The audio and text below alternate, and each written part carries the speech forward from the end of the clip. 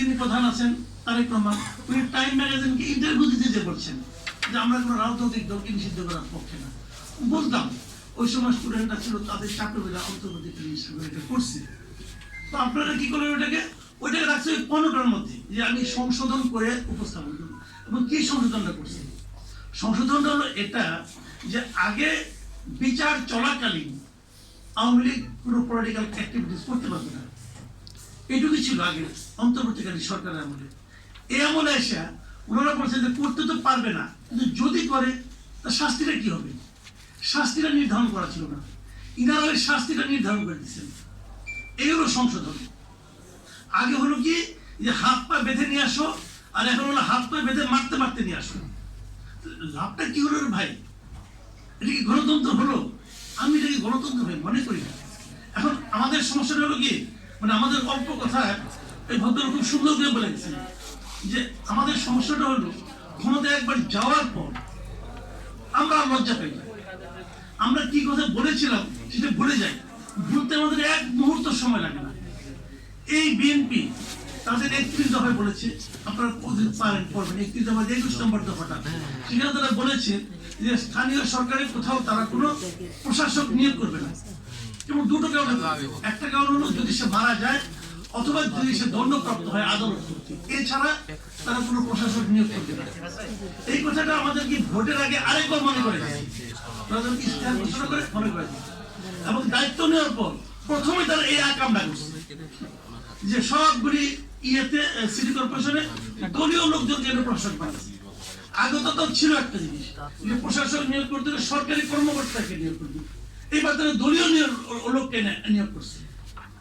লাভটা কি? আপনারা কি কথা আপনি বলেছেন আর কি কথা আপনি আসলে করছেন, তাহলে কোনটা আমরা মানবো? আগেটা কি মুখ দিয়ে বলেন নাই, অন্য কোন জায়গাতে বলছেন? ভাই এইগুলি আমার ভয়েস শুনছে গিয়ে এই যে কথাটা আমরা বললাম কিছু যায় আসে না, কিন্তু যায় আসে না। এইগুলো যে বলছেন উনি লজ্জা তো পায় না। এখন যদি আপনি সিদ্ধান্ত নেন যে আমি লজ্জা পাবো না, পৃথিবীর কোনো শক্তি নেই আপনাকে লজ্জা দেয়, কারণ আপনি তো সিদ্ধান্ত নিয়ে বসছেন। আপনি সিদ্ধান্ত নিয়ে বসছেন যে আমি যে কথাটা বলেছি সেই কথাটা আমি করবো না। তারপর যদি সিদ্ধান্ত না আপনাকে আমরা বললাম কি বললাম না, অথবা আমরা কি বললাম কোনো আসা যায় না, তাহলে তো বলবেন 5 বছর পরে কি হবে, আবার কি ভোট চাইতে আসবে না? তো 2008-এ ইলেক্টেড হওয়ার পর হাসিনা ভোট চাইতে আসছিল আপনাদের কাছে? আসে নাই তো। তো না আসার কর্তব্য জানি, ওনারা না আসার পর জানে। আমরা যারা পাবলিক আছে আমরাও টুকটাক জানি যে না আসলে পরে 24 আবার কি হয়, তখন দেখা যাক কোনটা কি হয়। আমরা আসলে এগুলি বলতে পারবো না ভাই, এগুলি বললে আবার অনেকে মাইন্ড করে, খুব দ্রুত ক্ষমতা গেলে না অল্পতে কিন্তু মাইন্ড করে ফেলায়, বলে এত কথা বলে গেল। ঠিক আছে, কথা না বলারও বুদ্ধি আছে, নিয়ে এক জায়গায় ঢুকে রাখবো, কথা বলিস না, ওইটাও ভালো, ওইটাও একটা শান্তি। কিন্তু যদি ঢুকে যায় আমি একটা শান্তি পাবো যে আর কোনো ঝামেলা নাই, বলতেও হবে না, শুনতেও হবে না, বসে বসে ভিতরে। এখন এই দিন আসতেছে, আমার ধারণা আসতেছে, কারণ আমার কাছে মনে হয়েছিল, আমি প্রথমে আমি সিনসিয়ারলি বলি, তারেক রহমান সাহেবকে দেখে আমার মনে হয়েছিল যে উনি বোধহয় কিছুটা বাইরের থেকে আসছেন, হয়তো এখানে যারা আছে ওনার যারা সঙ্গে দলের যারা আছেন এদেরকে ওই জন্য প্রভাবিত করতে পারবেন। কিন্তু আনফর্চুনেট হল ওনার সঙ্গে আমার দেখা হয়েছে, তখন আমার কাছে মনে হয়েছিল যে বোধহয় প্রভাবিত করতে পারবে না, আমি বলেওছিলাম। কিন্তু দেখলাম উল্টা, যারা এখানে আছে এরাই ওনাকে প্রভাবিত করতেছে, উনি প্রভাবিত করতে পারেন না। উনি দেখেন না, একবার উনি দায়িত্ব নেওয়ার পরেই বললেন আমি সরকারি গাড়ি নিব না, সরকারি ড্রাইভার নিব না, সরকারি তেল নিব না বলছেন। আমি কিন্তু খুব খুশি হয়েছি। খুশি হয়েছি কেন? যে এই যে সরকারি গাড়ি নেবেন না, যে কয় টাকা বাঁচবে, তেল নেবেন না, যে কয় টাকা বাঁচবে, এটা দিয়ে কি দেশের অর্থনীতি চেঞ্জ হয়ে যাবে? তা হবে না। উনি করলেন কেন? আমি মনে করেছি যে উনি একটা উদাহরণ তৈরি করেছেন, সবাইকে বুঝিয়েছেন, ওনার মন্ত্রীদেরকে বলতে চেয়েছেন দেখেন আপনারা জনগণকে বোঝান, আপনাদের কাছ থেকে জনগণের কাছ থেকে আমরা কিছু নিতে আসি নাই, জনগণকে কিছু দিতে এসেছি। সুন্দর একটা উদাহরণ, কিন্তু ভালো লেগেছে। তারপরে কি হলো, ওনার এই উদাহরণকে ওনার কোনো মন্ত্রী গ্রহণ করেছেন? কোন একজন মন্ত্রী, একজন মাত্র গ্রহণ করেছেন, কুমিল্লার এক ভদ্রলোক কি আমিনুর রশিদ ইয়াসিন বুধর, উনি একমাত্র বলেছেন যে উনি গাড়িটাই দিবেন না। আর কেউ গ্রহণ করেছে? করেনি। কেন করেনি? তারা কি গরিব?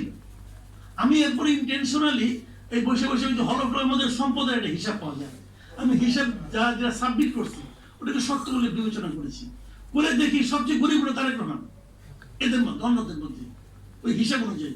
এখন সবচেয়ে গরিব লোকটা বললো যে আমি সরকারি গাড়ি নিব না, দৈনিক 18 লিটার তেল নিব না, অমুক অমুক অমুক, এগুলো আমি নিব না। আর যারা ধনী তারা বললো না, কেন বললো না? তাহলে আবার আমি চিন্তা করলাম, তাহলে প্রথম দিন যে বলছিল যে আমরা কোনো প্লট নিব না, ট্যাক্স ফ্রি গাড়ি নিব না, তখন তো সবাই রাজি হয়েছিল। হ্যাঁ, তখন রাজি হয়েছিল হুজুকে, এবং আমি নিশ্চিত সবাই হৃদয় ভেঙে চুরচুর হয়ে গেছে যে এই একটা সুযোগ আমাদের এই ভদ্রলোক সবার সামনে বলে আমাকে মিস করাই দিল। আমি জানি না পরে এটা কি হবে। এখন আমার ধারণা হচ্ছে যে উনি ওনার মন্ত্রীদেরকে, উনি ওনার দলের নেতাদেরকে মোটেই প্রভাবিত করতে পারেন নাই, এবং ওনার জন্য আমার মায়া হয় আসলে যে উনি নিজেটা আবার ওদের দ্বারা প্রভাবিত হয়ে যায়। কোন দিন উনি আবার বলে, যা বলছিলাম ভুল করে বলছিলাম, ভাই আমি গাড়ি নিব, সবচেয়ে দামি গাড়িটা তেল আমার একটু বাড়াই দিও, বলা যায় না, বলতেও পারে। এই যদি হয় নমুনা, তাহলে ভাই আমি হতাশ। হতাশ এই কারণে ওনারা যারা সাঙ্গভঙ্গ আছেন, ওনার সঙ্গে যারা আছেন, ওনাদের কিন্তু আমরা দেখছি ভাই বেশি, ওনাদের আন্দোলনও দেখছি, ওনাদের শাসনও দেখছি। এই আন্দোলন, ওনাদের আন্দোলন করার যে পদ্ধতি এবং ওনাদের শাসন করার যে পদ্ধতি, এই পুরোটাই আমাদেরকে ভাই আশান্বিত করে না। আমরা আশা করেছিলাম একটা নতুন শাসন দেখবো, নতুন কিছু দেখবো, সে আশা ধীরে ধীরে ফিকে হয়ে যাচ্ছে। কেউ কেউ বলেন ভাই হানিমুন পিরিয়ড যেতে দিবেন না, এখনই শুরু করলেন। শুরুটা এখন করছি এই কারণে, আপনি আমার একটা ঘরের মধ্যে আগুন ধরাই দেন না, শুরুতে কিন্তু নেভানো যায়, শুরুতেই নেভাতে হয়, পরে আর নেভানো যায় না। যদি কেউ থাকেন এই সরকারের মধ্যে, এই সরকারের বাইরে, যাদের নেভানোর ইচ্ছা আছে, তারা দয়া করে এখনই নেভান, পরে আর পারবেন না, পরে এই আগুনে আপনি চলে যাবেন। সবাইকে ধন্যবাদ।